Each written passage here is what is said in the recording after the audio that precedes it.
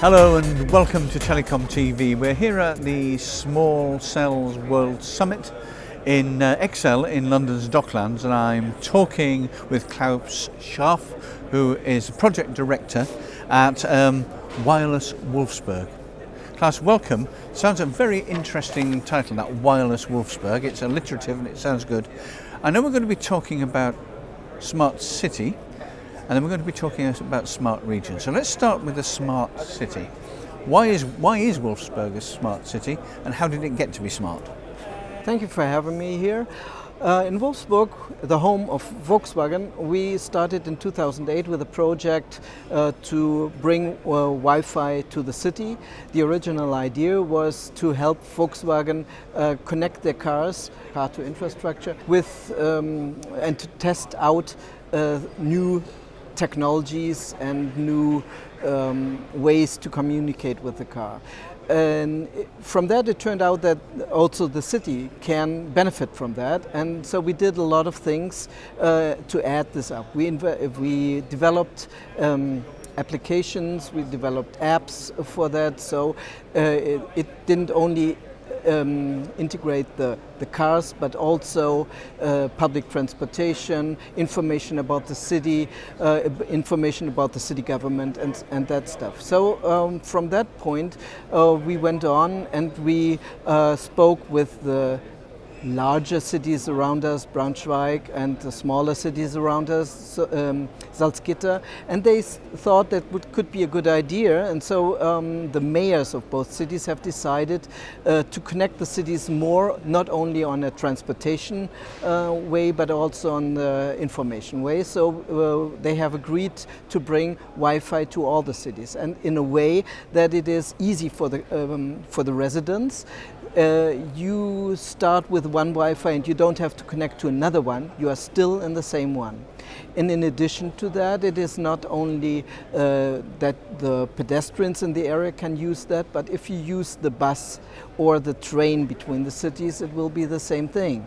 And in addition, then again, with the cars, we want to put this also on Autobahn, and you know, there were these old emergency phones on the Autobahn, and they are going out of business right now, and we want to use them as additional routers for the Wi-Fi communication with the cars. Clever idea, I like that. Now, let me ask you this. How big, I know Volkswagen's headquartered there, how big is Wolfsburg? When you talk about the smart city, what kind of population and area are we talking about? Wolfsburg has about 130,000 people, but there are about 50,000 moving to the city from outside every day. And because of that, we have traffic congestion, we have problems with traffic, there are road constructions all the time, and people need to be informed so that they come to their work in time, and it is critical for Volkswagen that they are there in time. Okay, now then, you've got a smart city, and we've talked about what smartness involves in that. We talked about how you're spreading out to Braunschweig, and where is the other one? Braunschweig is the other one, and Salzgitter is another one. Thank Both you. Industrial cities. Right, now, when they are smarted up, or however you want to say it's going to be, how big will the area then be, and what's the population? It will be about 500,000 people directly within this region, but in addition there's Hanover on the outskirts with another 500,000. Wow, so it's getting pretty big. Yeah, not so small. Now, how then do you service this smart region with technology? Where do small cells play into it? How do you work out how to cover it all?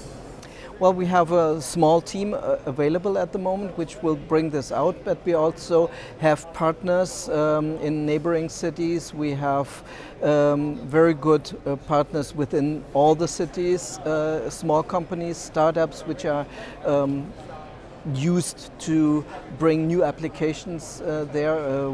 For example, this application which gave an information about the public transportation was developed by a small company of 18 and 19-year-old students. And so that was something which was very interesting for the city, and we thought that was a good idea. So looking down the line, not very far, we're talking a year and a half, 2 years or so, what do you expect to have happened? Well, I think we will have this region-wide Wi-Fi in place. We will develop new applications. The cities are always asking, what can we get out of this? If we put so much money into that, what can we get back? And there are a lot of things which we can do. We can save energy. We can help make the information about bad roads easy accessible to the government, to the city government, and we can get information to the visitors and the residents regarding all the information you can get in the city. Back to the technology, finally, Klaus, if we could. I take it the regional, as well as the city to some extent, is a mixture of different technologies and different cell sizes. So you have macro cells, you have small cells, is that correct?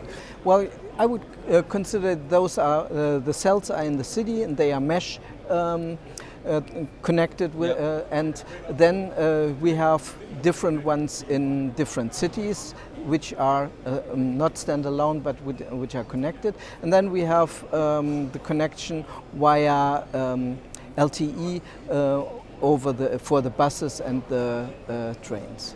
Excellent. Now, plans for the future then. So this is getting bigger. If you take in Hanover, 500,000 people, as you already said, that's an enormous number of people. Do you have plans, hopeful plans, to be able to spread this further across Germany? Of course, we have plans. We want to do this, and I also think it would be a good idea to help the car industry with this, especially when it comes to automatic driving. Even though the automatic driving cars don't really need the information, but it can help to bring more information on a timely basis to automatic driving cars. So in the future, let's say in 10, 15 years, we could bring information to those cars which it can use to develop the technology even faster. 5G, which certainly we would hope we will be around by about 2020 and certainly be in place in 10, 15 years' time. Where will 5G play into this? It was like this all the time. People said, well, we don't need this. We have UMTS, we have LTE, but all the time it was so that the data grew faster than the technology available. So it is good to have a data, a possibility to bring the data to the internet with an additional technology. And I think this is very good, and especially this Wi-Fi can be used and built up much easier, much cheaper than each of the new technologies, be it 3, 4 or 5G or 6G.